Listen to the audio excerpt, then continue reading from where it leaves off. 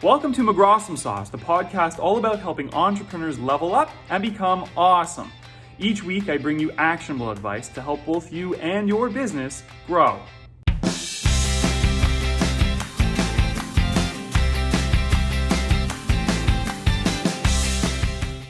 This week, I talked to Tom Ross. Tom is an incredible human being, both professionally and personally.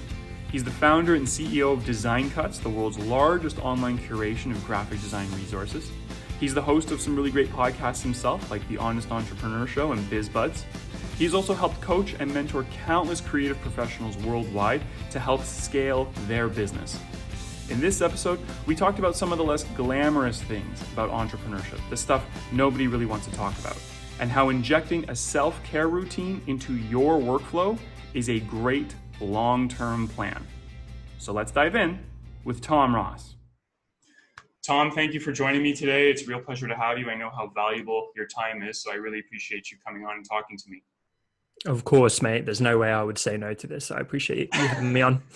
Well, that's very generous of you, man. You make me feel so great. Tom, I want to get straight into it. And as a fan looking at you, you are the archetypal entrepreneur. You're the entrepreneur that every other creative entrepreneur wants to aspire to be. I want to be like you, right? You have That's very kind. Well, yeah, I think you've earned it, man. I think you've earned it. You have tons of revenue streams. You have multiple businesses launched. You look like you're spinning many plates all the time, and you look like you're doing so well with it. You make it look so easy. From the outside, you look like you're almost perfect with it and it never wears you down. But that's not true, is it? To the outsiders looking in, what's the reality of this commitment to entrepreneurship? What's maybe the less glamorous side, the less sex appeal side to entrepreneurship, and some of maybe the pitfalls that come with that? Yeah, it's a great question. I think there's a lot of misinformation about what entrepreneurship is really like, and many budding entrepreneurs have sold the dream of the Lamborghini and the passive income on the beach kind of thing. And to a lesser extent, they're sold the dream that you should always be passionate and happy and into what you're doing. And that's just not true in any pursuit. And so I don't know anyone really that is capable of that kind of constant level of motivation and output, and who doesn't have their struggles. And I think given my network, I'm privy to a lot of behind the scenes information. So not only is that not true of me, but it's not true of many of my peers and a lot of people in the industry who do garner respect. They're going through mental health crises. They're struggling to balance family. They have imposter syndrome too. They have self-doubt. They burn out. And I go through that stuff, and I've tried to be pretty open about it. But honestly, I think I need to do more of that because I'm trying to dispel the myth of the highlight reel. Most people try and perpetuate the highlight reel because it makes them look good. I'm trying to tear it down and show the reality. That's why I go by the moniker, The Honest Entrepreneur, right? And I've done entire episodes about how I hospitalized myself working 100-hour weeks. And it's been, it's been a freaking journey. I burnt out 4-5 weeks ago, not horrendously, really? But I started burning out, and I had to rebalance. I've set up, I don't know if you saw it, Nick, a self-care spreadsheet where I got my stuff I do each day. So I got my little hacks now. And as you get older and wiser, you learn how to balance this crazy thing called entrepreneurship. Back in the day, I was cool, blindly headfirst plow into it and try and work my way through. And that's where I see a lot of people right now, and they're on a dangerous path. So now it's I give myself permission to take my foot off the gas. I delegate like a madman. My company can basically run without me. I'm just there kind of driving it. But day-to-day operations, it can run without me because I've deliberately worked myself out of that. It used to be all on my shoulders. I was spinning every plate. I was doing every roll. I nearly knocked my bottle over there. Hey man, listen, we roll with the punches here. But yeah, I think people just need to be truthful about it. And I have weeks where I feel like a piece of shit. I doubt myself. I think, am I where I should be? And then I have weeks where I'm like on fire and I feel like I'm crushing it and I feel super optimistic and driven about the future. I'm a human being. I have a spectrum of emotions, and anyone that tells you otherwise is lying. Oh, you're not Tom Ross the robot? I wish I was sometimes. um, that was a very like super insightful and informative answer, and there's a lot to unpack there. I know that you are a huge proponent of this idea of self-care, and quite frankly, Tom, you're the I don't live on the internet, but from what I can see, you're the only one who who is not a psychologist or a therapist, who is not in that space. You're the only one in our space that's really taken the mantle of, I'm going to push this idea of self-care. I'm going to push this idea of avoiding burnout, or at least recognizing burnout and how to hopefully prevent it, or at least when we're in it, recognize it. How do we get out of it once we're in there? You're the only one. You talked about, you've removed a lot of things from your shoulders, but what you've taken onto your shoulders is this idea of self-care, and you're a huge proponent, you're a huge mascot for self-care. What is this idea of self-care to you? Because it's obviously a kind of an abstract thing, and it's going to mean different things to different people. So what is this idea of self-care to you, and just how can any entrepreneur getting into it or right into the thick of their journey, how can they action this idea of self-care for themselves? Yeah, self-care is so vital. And I actually do see people talking about it in the entrepreneurial space, but people tend to skew one of two ways. They either go down the kind of hustle route of like, you got to work your face off and Rise and grind, yeah, keep like all of crushing it, that. slay the day. Oh, is that what you're talking about? That's exactly what I'm talking about. And we've both seen a ton of that. So Yeah.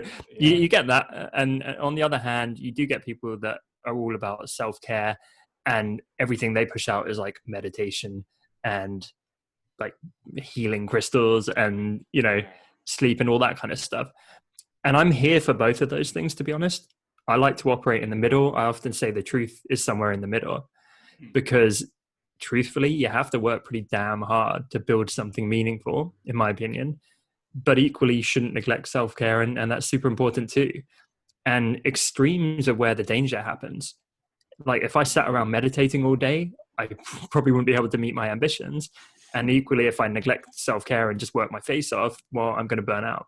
So I like to be in the middle. And I think that's a bit of a neglected space, because people find it easier to garner attention, in my opinion, when they operate in the extremities, right? If you're like shouting louder than the guy or girl next to you, then it gets easier to get that attention in a busy world. It's not as attractive to be, it's like being a moderate, right? Politically, it's not sexy not to be super loud on one side. But I actually think there's a lot of people that like to hear that balanced view. And so that's consistently my truth that I'm putting out. And a revelation that I had recently about self-care was, actually, it's not the work that's burning me out so much, it's the absence of self-care. Because I kept thinking, well, when I work super hard, that's what's doing it. But then I really looked at it and I was like, well, no, it's not, because I have my little self-care checklist of shit that when I do it, I feel great. And that's what starts to slide and then eventually go out the window entirely when I'm overworking. But when I do everything on that list, I can actually work pretty long hours and work super hard, but I still feel okay because I'm fulfilling those checkpoints where it's like, I am meditating, I'm getting enough sleep, I'm drinking enough water, I'm exercising, I'm going on a walk, like getting out in nature, getting away from the screen, not taking my phone to bed with me. So I'm like staring at a news feed and getting terrible sleep as a result. When I actually live and die by that and really, really ruthlessly stick to it, it's like, well, cool, I can pull a long day and I feel okay. It's not the work that's killing me. And that might sound super obvious when I say it now. That was a huge paradigm shift for me, because the whole time I'm like, oh, I need to work more, I need to work less. I was constantly controlling the work. And that's why I set up this checklist that I fill out every single damn day. I literally mark each of these cells in a little Google sheet green, because I'm like, I know every time I fulfill all or most of them, I'm going to have a good day. Yeah, I'm totally on board with what you're saying. This dichotomous thinking where everything's black and white.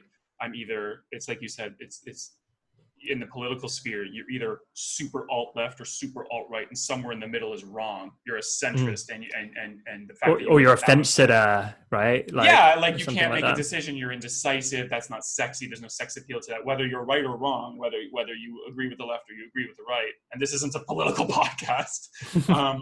Whether you agree with them or at least they stand for something, at least they planted their flag and they'll die on that hill. And there is sex appeal to that. There is Yeah. it's very attractive to look at people in any space and say that's what they stand for. It's all about staying in your lane. But I love the fact that you have your daily to-do list or your monthly list or whatever it is, and it's like, okay, crush that email newsletter, speak to my coaching group, do this for the business, do that for the business. But also worked into there is go for a walk. Decompress. I'm giving myself 1 hour in between those two major things, and that's non-negotiable. If the work is non-negotiable, why is taking half an hour for tea or something like that? Why is that negotiable? Like why are like we all book vacations usually 2 or 3 times a year in the good times when we could fly. Oh, don't get me started. Exactly. When we could fly planes safely and we didn't have to worry about the times that we're in, but we wouldn't hesitate to burn up our 2 or 3 weeks, or in some cases 4 weeks of vacation for ourselves, and we don't even blink. We're going to that beach. We're gonna decompress. Not taking my laptop with me. I'm taking a book with me, and we don't feel guilty about doing that. But when we're in our day to day and our mundane, if you will, I think there's a certain amount of guilt associated with that. And I'm speaking for myself. I won't speak for anyone else. I'll speak for myself. I'm like, if I haven't crushed 19 things today, I will feel so like, what kind of business person am I? I'm not, right? And that internal narrative has to change, where it's like, no, we're going to read a chapter of that because that's what I want to read. And it might not be actionable directly into my business. It might just be for me, or we're going to take some time to decompress. Or I'm going to go barbecue for lunchtime and sit out on my patio. And it's important that you're putting these things in the non-negotiable list with all the other work. Well, I think it needs to become habitual and like a routine. So it's not habitual to go on vacations every week, but it is habitual to brush our teeth every day, hopefully. And if we don't brush our teeth every day, they're going to start falling out. And so I view self-care kind of in those parameters, where it's like, well, I'm going to shower every day. I'm going to brush my teeth every day, but I'm also going to do these other self-care things until they become a similar, deeply ingrained habit. And something I would encourage everyone to do, I actually did this in my newsletter, which is going out in 22 minutes, looking at the clock. Great plug, Tom. Great plug. I love it. This is a sounding board for Tom. But I literally just wrote a newsletter about this. I think more people need to congratulate themselves for the things they have been able to do instead of berate themselves for the things they haven't. Because you just said about not getting to the 19 things. And I used to operate like that, and I still feel a degree of guilt. And so I'm writing this newsletter yesterday, and I'm saying, well, here's a list. And I think it was like 8 things to move my personal brand forward that I haven't got to yet. And I was feeling kind of crappy. And then I was like, okay, but here's the things I have done. And I was like, well, I posted on Instagram like every day and LinkedIn. And I've been responding to every DM. I've been getting back to every comment. I've turned out a newsletter every single week. I have looked after my coaching group every single week. And it became a list that was much longer than the 8 things I hadn't done. And I was like, why am I beating myself up? Like, I've been incredibly consistent here. I've been putting out effort and putting out good into the world. And that's me ticking along. That's me burnt out, like just kind of maintaining. Like when you go to the gym and you don't really train hard, you just maintain. Yep, there are those. You figure, right? Yeah. And so I'm like, if I'm doing all this in maintenance, why am I treating and talking to myself internally like I'm a piece of shit? Because actually that's pretty impressive, and I should feel pretty good about that. And I've done this with various students where I'm like, tell me all the stuff you have done. And as soon as they say it out loud, they're like, actually, that's pretty great. And so I think people need to remove, that mindset of like, there's always going to be more work. There's always going to be 19 things that you haven't got to yet. And I think people need to realize they need to think longer term and realize they have time, because that has been huge for me lately. It's like, I'm in this game for the next 10, 20, 30, 40 years. And so suddenly the fact I didn't like get those 10 things on my to-do list done last month, I'm like, It doesn't matter in the scheme of things. It really doesn't matter. Like, maybe if I was a lazy piece of shit every day for the next 10 years, but if I'm in maintenance mode because I'm a bit burnt out or because I have stuff going on with my company in this case, it's fine. It's going to be fine. What's a month in the scheme of 40 Yeah. years? This idea of this idea was so alien and foreign to me, of celebrating our wins. That was so alien to me a few months ago. I'm like, who cares? Yeah, chalk up some wins, sign that client, crush that thing, and move on. There's always, like you say, there's always more work to do. And I'm a bit of a busybody where I feel fulfilled doing things. I don't feel fulfilled juggling and spinning 9 plates at once and getting nothing done right. I feel fulfilled when I action things off and I get things done, and that fulfills me. Being a bit of a worker does fulfill me, as long as I'm moving the needle in my business and I'm growing, and all the work is honest and I'm not wasting time doing personal projects. But this idea of celebrating a win is so new to my life, and it's starting. At first it was unpalatable. I'm like, well, this doesn't, who cares? Like, everyone's always talking about, I gotta work this hard and be just like my heroes and all that. And I see everyone in my space, kind of like you, starting to celebrate the wins, Mm-hmm. and I see this, and I see how important it is. And I'm not going to beat myself up. I love that you said that you're forgiving yourself, and that, like, you're not going to beat yourself up for all the work I didn't do, because there's always going to be work to do. But why not we celebrate that when I did something this month I've never done in 5 years of business. I did something this week that I didn't think You was even launched a possible. podcast. You launched a Well, freaking podcast. 99.9% of people don't have like the ambition, motivation, drive, confidence to right, put themselves out there in that way. So that is right. huge. That's a real win. You should feel, stop and celebrate and feel proud. And I know what you're saying so hard, because I don't know if you know this, Nick. I went to therapy after I hospitalized myself and went through all that crap. That is a story, isn't it? That is, like, I Yeah. know that story because I know you so well, and Yeah. I'm close to you. But that is a harrowing tale of I don't want to speak for you, but like, that is just like this. If it can happen to Tom, it can happen to all of us. Yeah, because like I'm not bulletproof. I look at some people like Gary Vee, for example.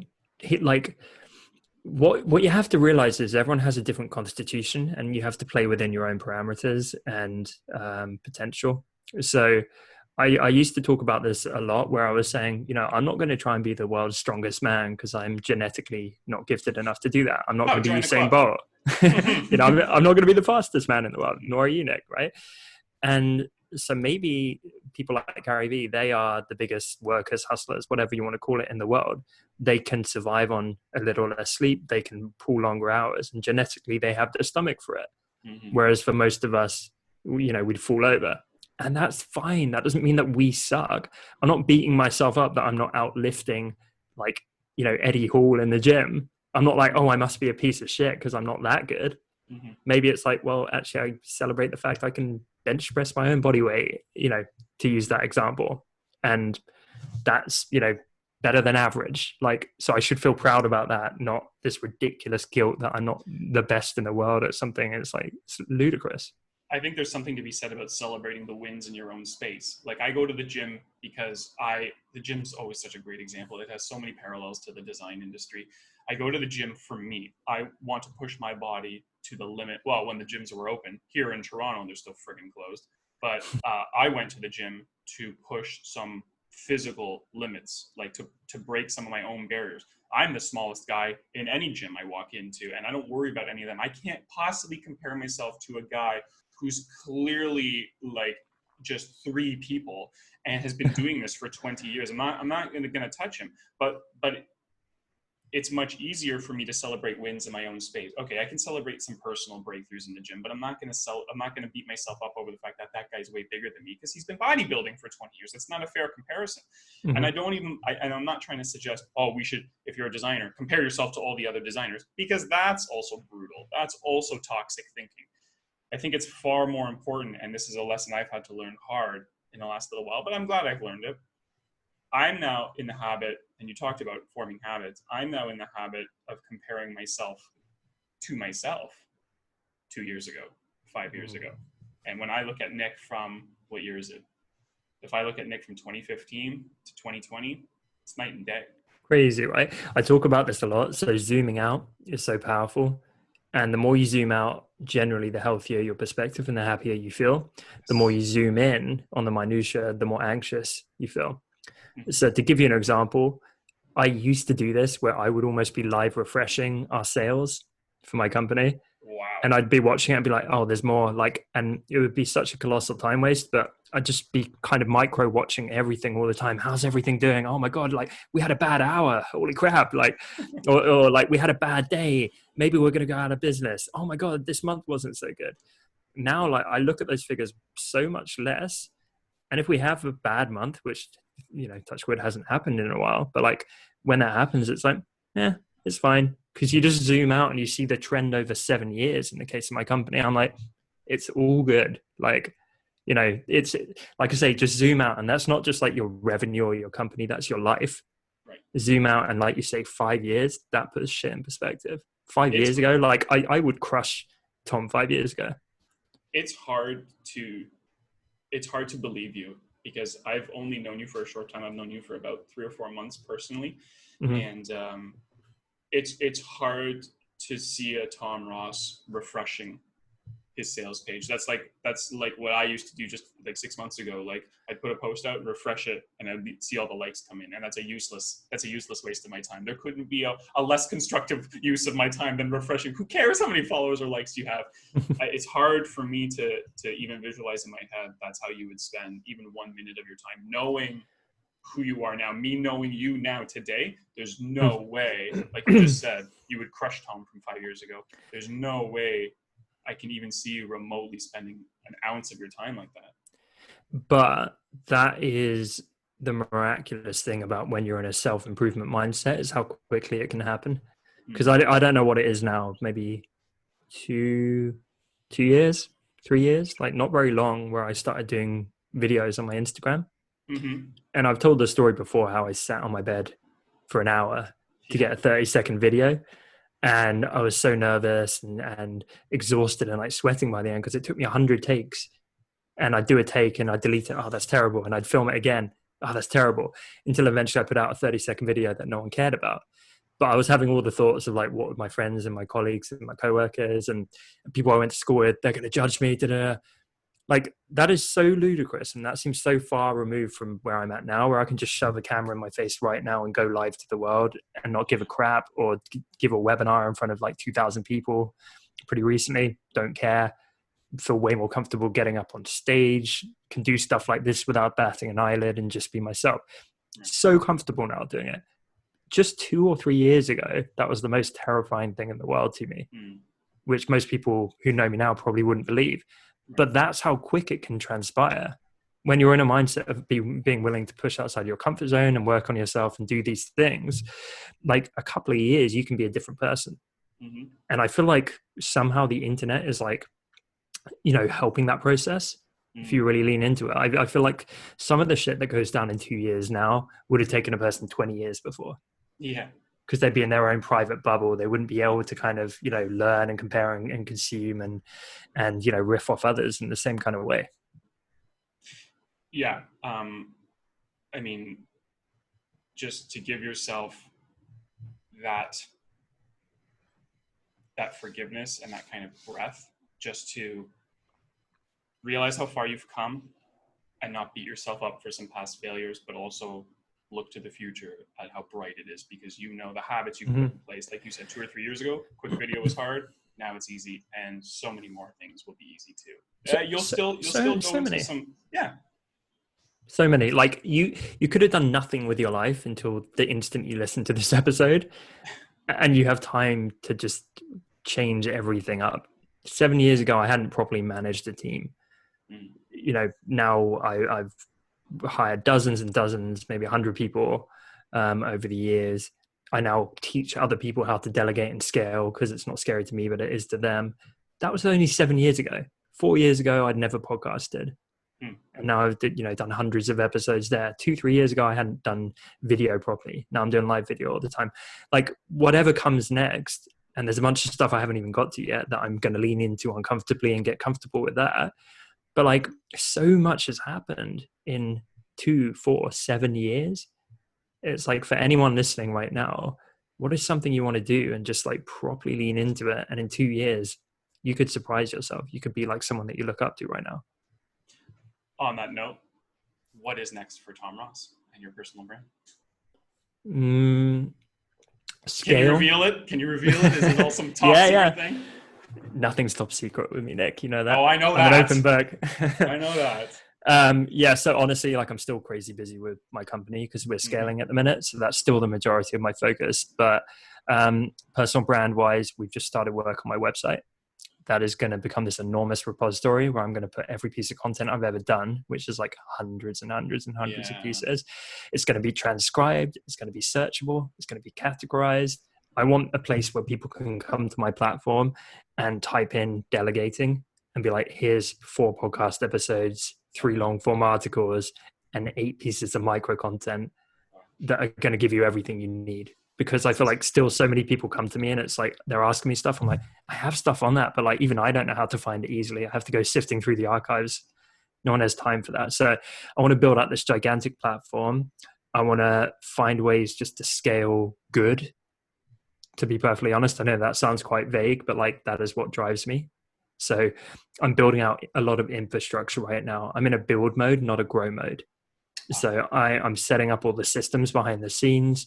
My VA just set up QuickBooks. So I've got all of my accounting. I can see how much profit I have to play with. And I'm going to continue to reinvest every dollar into scaling what I'm doing. So I'm going to run my personal brand at 0 profit for as many years as I can, reinvesting every dime, every hour I can into scaling it and scaling it and scaling it. Because then in 5 years' time, I'm going to be like, well, holy crap, I've got this enormous platform. I've been able to have mass influence. I've got a booming coaching business. I've got a best-selling book. I'm traveling and speaking around the world. And that's going to be my side hustle. And I'm going to be able to do it because I've built an infrastructure around me where I can actually still have fairly minimal time investment. Not in a way like I don't care, but in a way like I'm not going to be cranking until 2 a.m. and killing myself and burning out and being able to, not operate correctly in my company. I'm going to be able to do this in a hobby, super fulfilling, rewarding way, but scale the impact that I want to have on the world. That is so intoxicating. And I'm really looking forward to it. And I'm glad I'm part of your community and your inner tribe and your circle. And honestly, Tom, it's been an honor to talk to you today and hear some even more deep down insight from you. And I just wanted to thank you from the bottom of my heart for taking this time to be with me today. Thank you again for having me on. I'm a huge fan of your approach, and you seem, to me, you're always like a sponge for just soaking up as much information and learning, but then you execute and you have like an incredible, go-getter attitude, but also positivity and honesty and cutting through the bullshit. And you're one of the realest people I know. So I appreciate you. Thanks, man. That's probably the nicest way you can put it. He's just kind of a dick, but just deal with him because he's nice at the end of the day, but he's a real person, do you know? He's a real dick. There we go. That's the soundbite right there. We're going to use it. Thank you so much, Tom. I appreciate you being here. Thanks very much, man. Thank you, mate. Thanks so much for listening to this episode. I hope you got real value from it. It would be a big help if you liked and subscribed to the show on YouTube and left a review on Spotify and Apple Podcasts. As I'm trying to grow, every little bit helps, right? I'm going to keep bringing you more great content like this, so be sure to stay tuned and stay McGrawesome.